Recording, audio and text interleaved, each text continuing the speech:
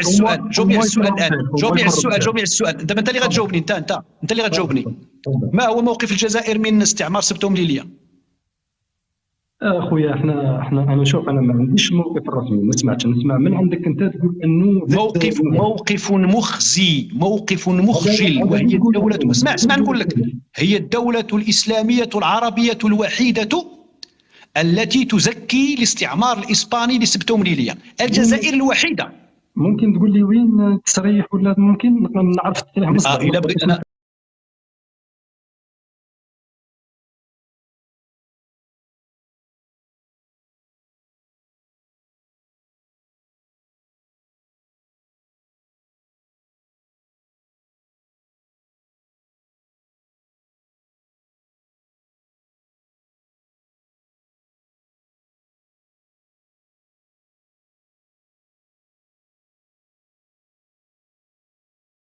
أفريقيا التي تغلبت على الاستعمار الأوروبي بصفة عامة بنضالها السياسي وكفاحها المسلح في بعض الأحيان، والتي أسقطت النظام العنصري الأبارتايد، يتبقى لها اليوم أن تقضي على آخر بؤرة استعمارية في إفريقيا، في قارتنا.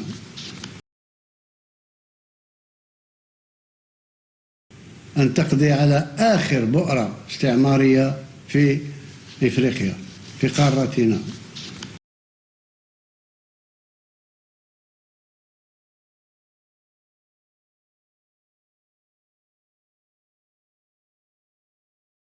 وفي نفس السياق ومقابل هذا الدعم العربي، وقفت الجزائر ضد قرار البرلمان العربي الداعم للمغرب بخصوص الأزمة الدبلوماسية المغربية الإسبانية، خاصة على مستوى قضية مدينتي سبتة ومليلية المحتلتين.